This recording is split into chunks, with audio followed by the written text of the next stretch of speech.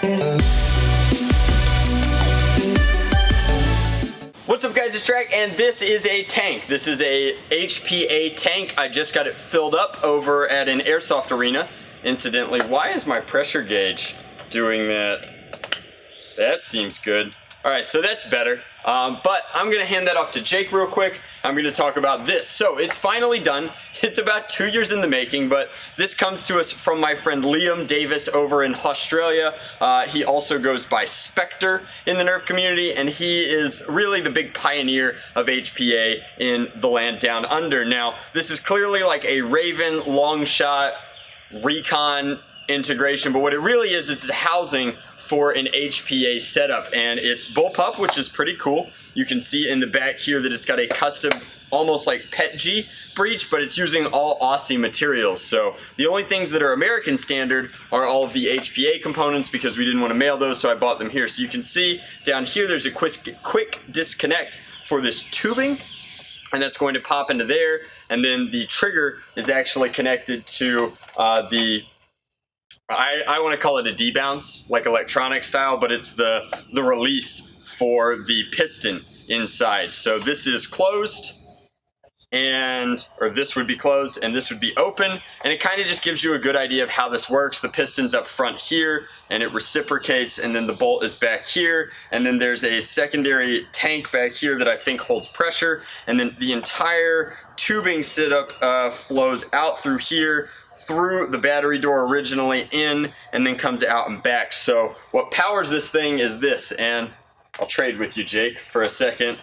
So we're going to open this up. I have a minor air link up here just because there's so many connections going on. So this opens up pressure from the tank, and the regulator here prevents us from blowing anything up because this is essentially contained in an ABS plastic shell. The last thing we want to do is make a pipe bomb. So this is why we never use CO2. CO2 I think is a little more volatile, and it gives off way more of a thermal reaction as it wicks. So we would never want to chill the ABS, so HPA is preferred. I do not know a ton about this, but I do know that this now finally works. So this is just a disconnect down into a smaller diameter, and so that connects into that.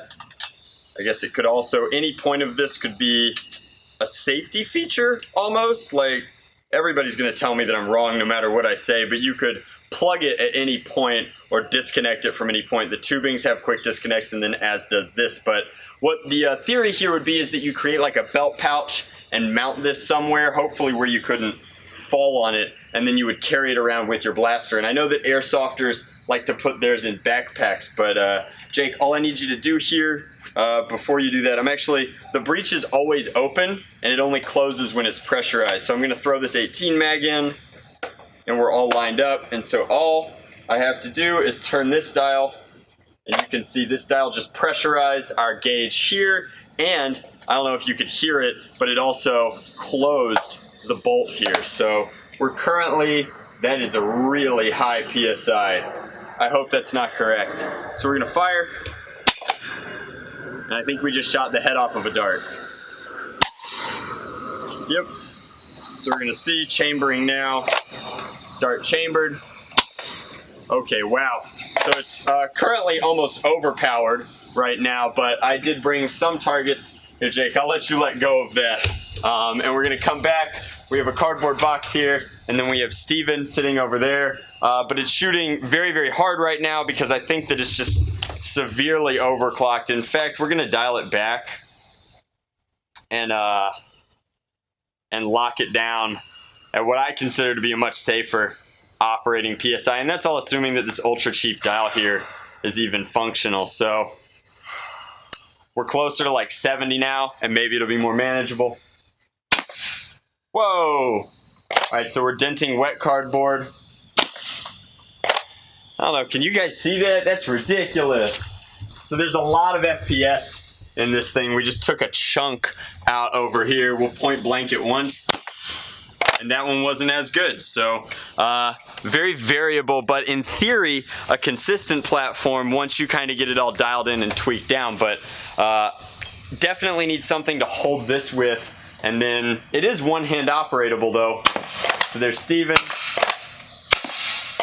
almost needs a second between shots to really charge. But a really cool, like, full house primary. Very interesting aesthetic to this shell, and overall just an interesting take on HPA. I don't know how the United States kind of nerfing scene is going to feel about this, and I really don't want to comment on it because it's always a really heated debate. This takes us one step closer to paintball, which takes us one step closer to the kind of regulation that paintball in the United States would have. Now, in Australia, where there isn't really any paintball, this is perfectly acceptable, apparently. So it's sort of just like a worlds collide thing. They're huge believers in it. We've never really had a need for it, but it is doing something pretty unique. It's providing high FPS shots rapidly, but am I out of darts? Yikes, kind of. No, you're not. You're Lord Draconical. There we go. I'm getting very interesting bleed off from this system. Let's try, just for fun, we'll dial it back up and see what happens. Everyone is gonna laugh at me. But, so the basic premise here is that Liam did all of the internals and all of the bodywork for this. I just gave it an ultra slick hydrographics job here and put some logos on it, touched up the paint, gave it a metallic, and then reinstalled all of his plates and whatnot. I want to applaud him for his bodywork. It's very cool. And then there's some 3D printed plates on the side because we've decided to name this primary Vanguard. So it's been so long. I used to be way more into Destiny when we planned this build, but then it took forever to get the components in, to actually make the video, to find somewhere to charge the tank, which is why, like, again, like, nerfing in the States just doesn't seem to be at least optimized for this. I'm sure that if it became more popular, it would be much easier to use, but that's everything, right? More users, more ease of use. So we just double fed because we had done some goofy stuff. There's that. Headshot.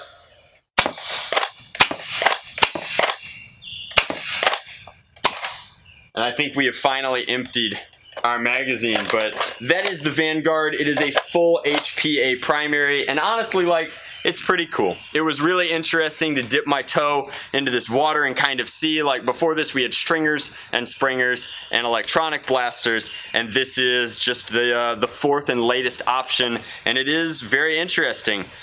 One bright side is that it gets really, really hot in Georgia, and this tank in the back gets pretty cool, so you can rest it in your arm to chill yourself off. But that's just my take on it. What do you guys think? Should we do more stuff with HPA? The real cost of entry is charging the tank and also, like, buying this. This is probably one of the more expensive parts of getting into HPA, and once you've already got it, you can hook it up to any blaster. It's just a quick disconnect. First, we've got to close this valve so that we don't just bleed off a ton, but then that just pops off like that, and you're ready to store both things. So this is what HPA blasters look like. They always have some sort of connector to get at your tank, but I think that they're neat. It's definitely a fun option. I have no idea what I would ever build myself if I did this route. I know that a lot of people use the Recon/Retaliator platform for their HPA builds. But as always, thank you very much for watching. This was like a huge project that took just forever